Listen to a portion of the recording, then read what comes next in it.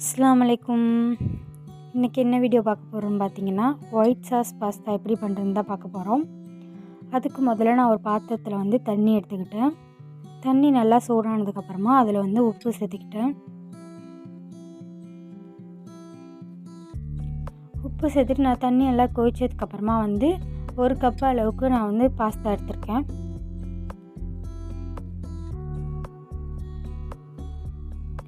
இது கூட நம்ம கொஞ்சமாக ஆயில் சேர்த்துட்டு நல்லா ரொம்ப வேக வச்சு இல்லாமல் மீடியமாக முக்கால்வாசி வேகும்ல அந்தளவுக்கு பார்த்து நீங்கள் எடுத்துக்கணும். குழஞ்சிட்டா நல்லாவே இருக்காது, கரெக்டாக பார்த்து எடுத்துக்கணும்.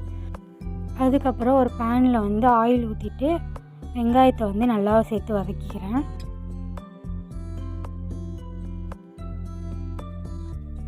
வெங்காயம் நல்லா வதங்கினதுக்கப்புறமா கேப்சிகம் சேர்த்து வதக்கிக்கோங்க.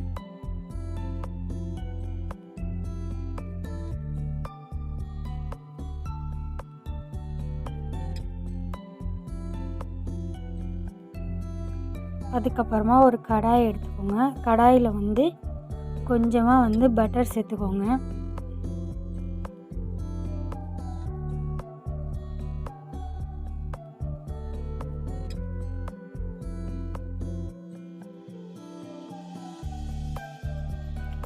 பட்டர் நல்லா மெல்ட் ஆனதுக்கப்புறமா 2 டேபிள் ஸ்பூன் மைதா சேர்த்துக்கோங்க.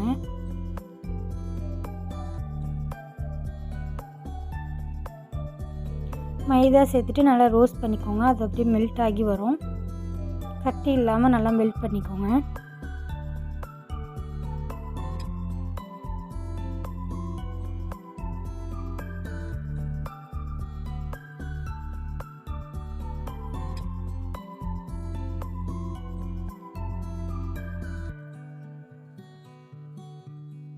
கட்டி இல்லாமல் கிண்டி விட்டதுக்கப்புறமா நான் ஒரு 1/2 லிட்டர் பாலை கொஞ்சம் கொஞ்சமாக சேர்த்துக்கிறேன்.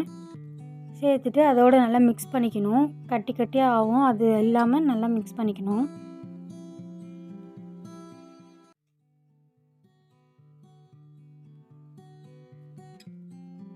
பால் சேர்த்து கொஞ்ச நேரத்தில் பார்த்திங்கன்னா இந்த மாதிரி திக்காக ஆகும், க்ரீமாக. அப்போ பார்த்திங்கன்னா கொஞ்சோண்டு பெப்பர், அப்புறமா சில்லி ஃப்ளெக்ஸ் கொஞ்சோண்டு சேர்த்துக்கோங்க. இந்த டைம் கொஞ்சோண்டு சால்ட் சேர்த்துட்டு நல்லா மிக்ஸ் பண்ணி விட்டுக்கோங்க.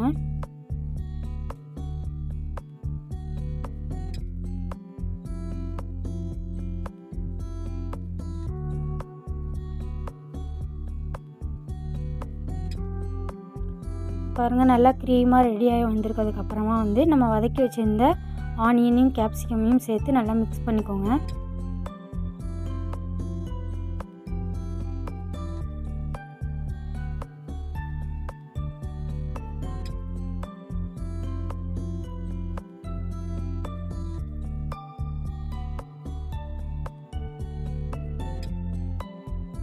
நல்லா மிக்ஸ் பண்ணி ரெடியானதுக்கப்புறமா நம்ம வேக வச்சு எடுத்துருக்க பாஸ்தாவை சேர்த்துக்கலாம். இப்போ பாருங்கள், நான் குலையாமல் கரெக்டாக வேக வச்சு எடுத்திருக்கேன். குழஞ்சிருச்சுன்னா ஒயிட் சாஸ் பாஸ்தாவுக்கு நல்லா இருக்காது. அதனால் கரெக்டாக வேக வச்சு எடுத்துக்கணும்.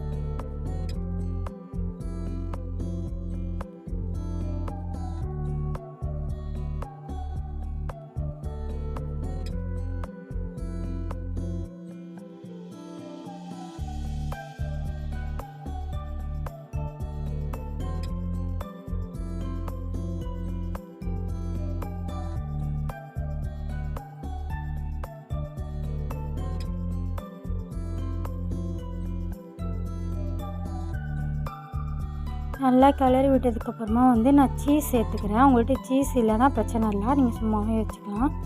நான் சீஸ் இருக்கிறதுனால சீஸ் சேர்த்துக்கிறேன்.